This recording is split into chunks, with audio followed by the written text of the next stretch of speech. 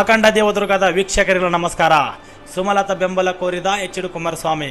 ಹೌದು ವೀಕ್ಷಕರೇ, ಮಂಡ್ಯ ಸಂಸದೆ ಸುಮಲತಾ ಅಂಬರೀಶ್ ಅವರನ್ನು ಭಾನುವಾರ ಭೇಟಿ ಮಾಡಿದ ಜೆಡಿಎಸ್ ರಾಜ್ಯ ಘಟಕದ ಅಧ್ಯಕ್ಷ ಹಾಗೂ ಮಂಡ್ಯ ಕ್ಷೇತ್ರದ ಅಭ್ಯರ್ಥಿ ಎಚ್.ಡಿ. ಕುಮಾರಸ್ವಾಮಿಯವರು ಚುನಾವಣೆಯಲ್ಲಿ ತಮ್ಮನ್ನು ಬೆಂಬಲಿಸುವಂತೆ ಮನವಿ ಮಾಡಿದ್ದಾರೆ. 2019 ಲೋಕಸಭೆ ಚುನಾವಣೆಯಲ್ಲಿ ಪಕ್ಷೇತರ ಅಭ್ಯರ್ಥಿಯಾಗಿದ್ದ ಸುಮಲತಾ ಅವರು ಜೆಡಿಎಸ್ ಕಾಂಗ್ರೆಸ್ ಮೈತ್ರಿಕೂಟದ ಅಭ್ಯರ್ಥಿಯಾಗಿದ್ದ ಕುಮಾರಸ್ವಾಮಿಯವರ ಮಗ ನಿಖಿಲ್ ಕುಮಾರಸ್ವಾಮಿಯವರನ್ನು ಸೋಲಿಸಿದರು. 5 ವರ್ಷಗಳಿಂದ ಸುಮಲತಾ ಮತ್ತು ಕುಮಾರಸ್ವಾಮಿ ಮಧ್ಯೆ ಮಾತುಕತೆ ಇರಲಿಲ್ಲ. ರಾಜಕೀಯವಾಗಿ ಶತಾಯಗತಾಯ ವಿರೋಧಿಸುವ ಹಂತಕ್ಕೆ ತಲುಪಿದ್ದರು. ಸುಮಲತಾ ಮಂಡ್ಯದಿಂದ ಬಿಜೆಪಿ ಅಭ್ಯರ್ಥಿಯಾಗಿ ಕಣಕ್ಕಿಳಿಯುವ ತಯಾರಿ ನಡೆಸಿದ್ದರು.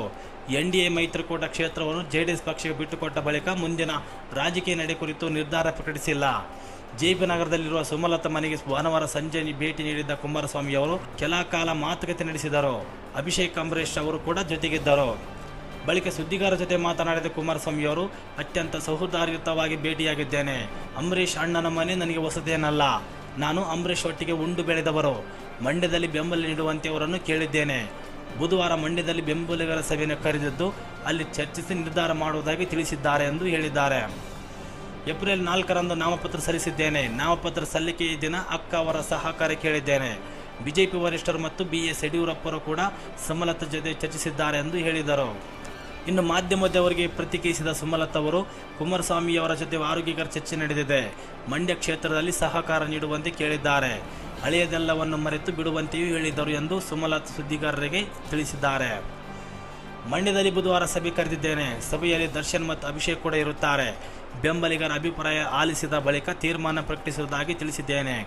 ಬುಧವಾರ ಮಂಡ್ಯದಲ್ಲೇ ನನ್ನ ನಿರ್ಧಾರ ಪ್ರಕಟಿಸುತ್ತೇನೆ ಎಂದು ಹೇಳಿದ್ದಾರೆ. DKಶಿ ನನ್ನ ದೊಡ್ಡ ಹಿತೈಷಿ, ಎಚ್.ಡಿ. ಕುಮಾರಸ್ವಾಮಿ ಹೇಳಿಕೆ.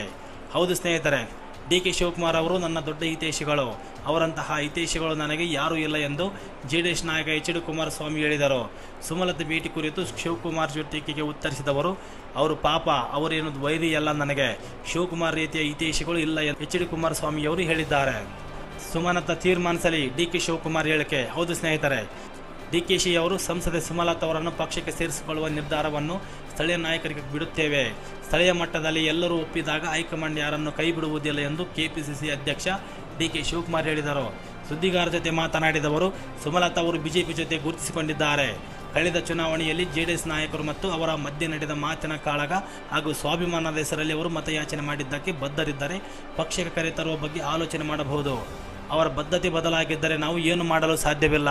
ಕಾಂಗ್ರೆಸ್ನಿಂದ ಆಹ್ವಾನವಿದೆ, ನಾನು ಇನ್ನೂ ತೀರ್ಮಾನ ಮಾಡಿಲ್ಲ ಎಂಬ ಸುಮಲತಾ ಹೇಳಿಕೆಗೆ ಪ್ರತಿಕ್ರಿಯಿಸಿದವರು, ಅವರಿಗೆ ಸಹಾಯ ಮಾಡಿದವರ ಉಪಕಾರ ತೀರಿಸಬೇಕೆಂದಿದ್ದರೆ ಅವರು ತೀರ್ಮಾನ ಮಾಡಲಿ ಎಂದು DKಶಿ ಅವರು ಹೇಳಿದ್ದಾರೆ. ಸ್ನೇಹಿತರೆ, ನಾವು ಕೊಡುತ್ತಿರುವ ಸುದ್ದಿ ನಿಮಗೆ ಇಷ್ಟವಾದರೆ ವಿಡಿಯೋ ಲೈಕ್ ಮಾಡಿ, ಶೇರ್ ಮಾಡಿ, ತಪ್ಪದೆ ನಿಮ್ಮ ಅಭಿಪ್ರಾಯಗಳನ್ನು ಕಾಮೆಂಟ್ ಮಾಡಿ ಮತ್ತು ನಮ್ಮ ಯೂಟ್ಯೂಬ್ ಚಾನಲನ್ನು ಸಬ್ಸ್ಕ್ರೈಬ್ ಮಾಡೋದನ್ನು ಮಾತ್ರ ಮರಿಬೇಡಿ.